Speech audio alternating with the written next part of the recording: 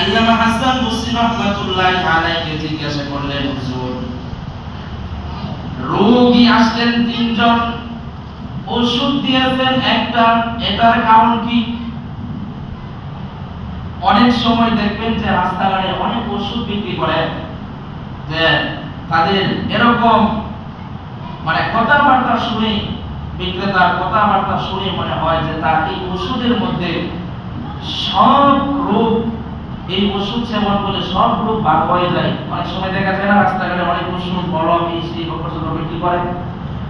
তো আল্লাহ ওলি হাসান বসরি রাহমাতুল্লাহি আলাইহি কাছে জিজ্ঞাসা করলেন, আপনার কাছে তিনজন ব্যক্তি আসলেন, ওষুধ দিলেন একটাই, কারণ কি?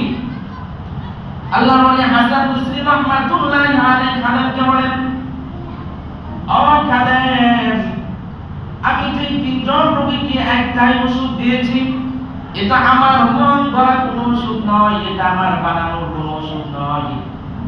আল্লাহ নিজেই বলেছেন, ফাকুল তাস্তাগফিরু রাব্বাকুম ইন্নাহু কানা গফফারা ইউরসিলিস সামাআ আলাইকুম মিদরারা ওয়া ইউমদিদকুম বিআমওয়ালিন ওয়া বানিনা ওয়া ইয়াজআল লাকুম জান্নাতিন ওয়া ইয়াজআল লাকুম আনহারা।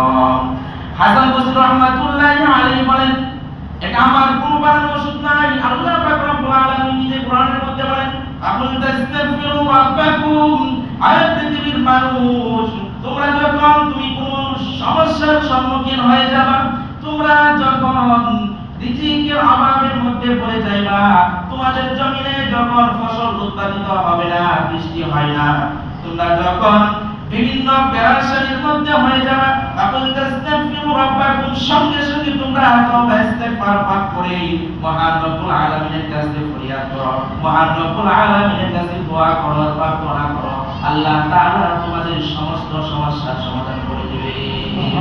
ইন্নাহু কানা গফফারা, সমস্ত সমস্যার সমাধানকারী কে? আল্লাহ। সমস্ত সমস্যার সমাধানকারী হলেন একমাত্র আল্লাহ। ইন্নাহু কানা গফফারা ইউরসিলিস সামাআ আলাইকুম মিদরারা, তোমাদের জমিনে যখন ফসল উৎপাদিত হবে না, তোমাদের জমিনে যখন বৃষ্টি প্রবাহিত হবে না, ইউরসিলিস সামাআ আলাইকুম মিদরারা, তোমরা সঙ্গে সঙ্গে ইস্তিগফার পাঠ করে মহান রব্বুল আলামিনের কাছে প্রার্থনা করো, আল্লাহ তাআলা তোমাদের জমিনে বৃষ্টি প্রবাহিত করে দিবে। এবারে আল্লাহ তাআলা বলেন, ইউরসিলিস সামাআ আলাইকুম মিদরারা ওয়া ইউমদিদকুম বিআমওয়ালিন ওয়া বানিন ওয়া ইয়াজআল লাকুম জান্নাতিন ওয়া ইয়াজআল লাকুম আনহারা, যখন তোমাদের সন্তানাদি হবে না, তখন তোমরা দুনিয়ার কোনো মানুষের কাছে নয়, সন্তান দেওয়ার মালিক কে? আল্লাহ। সন্তান দেওয়ার মালিক হলেন একমাত্র আল্লাহ। এখন দেখা যায় আমরা আল্লাহর কাছে চাই না, এখন দেখা যায় আমরা সন্তান না হলে আমরা বাবার কাছে দৌড়াই, এমন মানুষ আছে না নাই? কোন বাবা কোন সন্তান দেওয়ার মালিক না, কোন বাবার কোন শক্তি নাই সন্তান দান করার। আল্লাহ বলেন, ওয়া ইউমদিদকুম বিআমওয়ালিন ওয়া বানিন ওয়া ইয়াজআল লাকুম জান্নাতিন ওয়া ইয়াজআল লাকুম আনহারা, তোমাদের যখন সন্তানাদি হবে না, তোমরা সঙ্গে সঙ্গে ইস্তিগফার আমল করে আমি মহান রব্বুল আলামিনের কাছে প্রার্থনা করো, আমি আল্লাহ সন্তানের ব্যবস্থা করে দিব। এখন দেখা যায় অনেক মানুষ বিবাহ করেছে 1 বছর 2 বছর, কিন্তু তার নসিবে আছে, তার ফয়সালা হলো 10 বছর পর সন্তান হবে। সে যদি 10 বছরের মধ্যে বাবার কাছে যায়, 10 বছরের মধ্যে বিভিন্ন পীরের কাছে গিয়ে সন্তান দাবি করে, কোনোভাবেই সম্ভব তার সন্তান হওয়া সম্ভব না। আল্লাহ তাআলা তার ফয়সালা করেছেন 10 বছর পর সন্তান হবে। আল্লাহ তাআলার কাছে সন্তান চাইতে হবে, আল্লাহ তাআলা যেরকম ফয়সালা করেছেন ওই সময় সন্তান হবে। এছাড়া দুনিয়ার কোনো মানুষ, দুনিয়ার কোনো পীর, দুনিয়ার কোনো ইমাম খতিব সন্তান দেওয়ার শক্তি রাখে না, শক্তি একমাত্র মহান রব্বুল আলামিনের কাছে।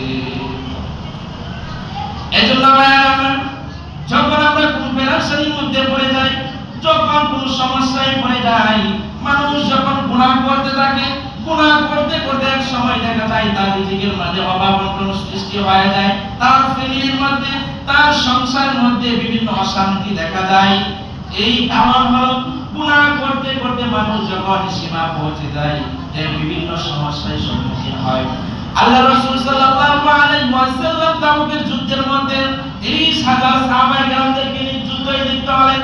যুদ্ধের সময় যখন যুদ্ধে লিপ্ত হলেন, যুদ্ধ শেষ করে যুদ্ধের মধ্যে যখন বিজয়ী হয়ে যখন যুদ্ধ শেষ করে আবার আসলেন, আল্লাহ রাসূল যখন সাহাবায়ে কেরামদেরকে এইভাবে ঈমান দীপ্ত হওয়ার ঈমানের কথাগুলো বলতেছিলেন, আল্লাহ রাসূল সাল্লাল্লাহু আলাইহি ওয়াসাল্লাম সাহাবায়ে কেরামদেরকে নিয়ে যেভাবে আলোচনা করতেছিলেন, ইসলামের হুকুম আহকাম এগুলো বিধান বিধিবিধানগুলো সাহাবায়ে কেরামদের কাছে উল্লেখ করতেছিলেন।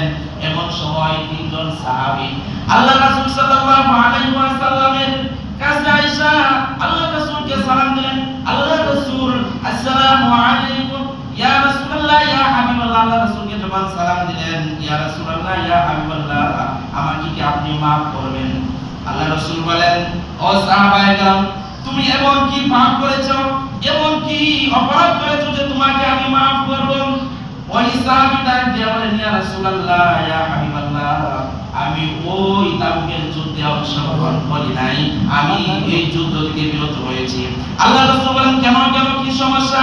সাহাবায়ে কেরাম সত্য কথা বলেন, ইয়া রাসূলুল্লাহ ইয়া হাবিবাল্লাহ, আমার মধ্যে অলসতা ছিল, আমি অলসতার কারণে আমি যুদ্ধের মধ্যে লিপ্ত হই নাই। আল্লাহ রাসূল সাল্লাল্লাহু আলাইহি ওয়াসাল্লাম জিজ্ঞাসা করলেন, তোমার সাথে আর কে কে ছিল? ওই সাহাবায়ে কেরাম আরো দুইজন সাহাবীর নাম বলে দিলেন।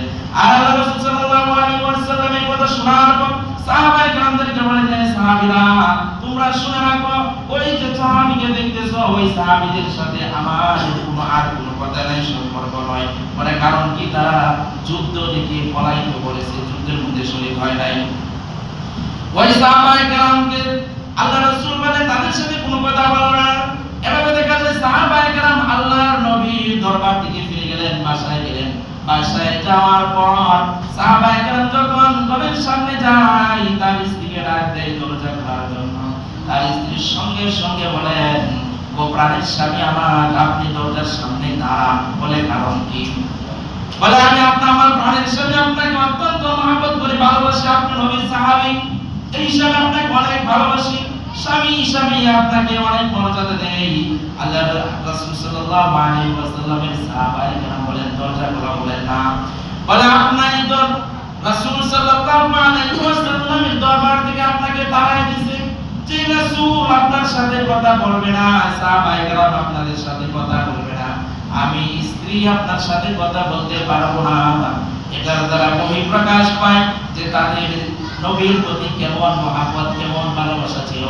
এভাবে দেখা যায় একদিন, দুই দিন, 50 দিন পর্যন্ত কোন সাহাবায়ে কেরাম তাদের সাথে কথা বলে না। ওই তিনজন লোক যারা সাহাবায়ে কেরাম যুদ্ধ থেকে পলায়ন করেছে, যারা পাঠাইছে, তাদের সাথে কেউ কথা বলে না।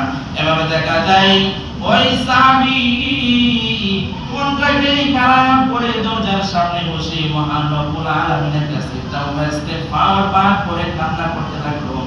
আবা মালিক, জীবনে যা করেছি, ভুল করেছি, অন্যায় করেছি, আল্লাহ আমি এখন নবীজির দরবার থেকে যাই, দরবার থেকে তাড়াতে যাই, সাহাবায়ে কেরাম সবাই আমার দিকে এড়িয়ে চলে। ওগো আল্লাহ, আপনি আমার নবীর সাথে সম্পর্ক ভালো করে দেন। এভাবে যখন আল্লাহ রাসূল সাল্লাল্লাহু আলাইহি ওয়াসাল্লামের সাহাবী কান্না জড়িত আল্লাহ তাআলার কাছে তাওবা ইস্তেগফার করে মুনাজাত করতে লাগলো, মহান রব্বুল আলামিন সঙ্গে সঙ্গে আল্লাহ রাসূলকে ডাকতে বলেন, নবী আমার, আপনি খোদা নয়, আপনি আপনার সাহাবীকে আপনার দরবার থেকে তাড়ায় দিয়েছেন। আপনি ওই সাহাবী, আমি আল্লাহর কাছে এমন ভাবে তওবা করেছি, খাস দিলে প্রার্থনা করেছি, আমি আল্লাহ ওই সাহাবীকে maaf করে দিয়েছি, অথচ আপনি ওই সাহাবীর সাথে সম্পর্ক ভালো করে দিন। সুবহানাল্লাহ। আল্লাহ রাসূল সাল্লাল্লাহু আলাইহি ওয়াসাল্লাম তখন ওই সাহাবীর সাথে 50 দিন পরে কথাবার্তা শুরু করলেন। এর ভিতরে কোন সাহাবায়ে কেরাম ওই যুদ্ধ থেকে লোকায়িত লোকদের সাথে কথা বলে নাই। তাহলে বোঝা গেল ওই আল্লাহ রাব্বুল আলামিন নবীকে ডাক দিয়ে বলেন, নবী আমার, আপনি তো খোদা না, আপনি তো খোদা না, আমি খোদা। যখন বান্দা খাস দিলে তওবা করে ইস্তেগফার করে আমি মহান রব্বুল আলামিনের কাছে প্রার্থনা করে আমি আল্লাহ তার জিন্দেগীর সমস্ত গুনাহ মাফ করে দিই। আমার ভাইয়ের জন্য বোঝা গেল তাওবা ইস্তেগফারের কত দাম। তাওবা ইস্তেগফার আজকে দেখা যায় আমাদের দ্বারা অসংখ্য অগণিত গুনাহ সংগঠিত হচ্ছে। হাতের গুনাহ, পায়ের গুনাহ, জবানের গুনাহ, বিভিন্নভাবে আমরা 24 ঘন্টা গুনাহে জর্জরিত, কিন্তু একটা বার চিন্তা করি না এই গুনাহ নিয়ে যদি আমি কবরে যাই তাহলে ওই কবরে আমার কি অবস্থা হবে।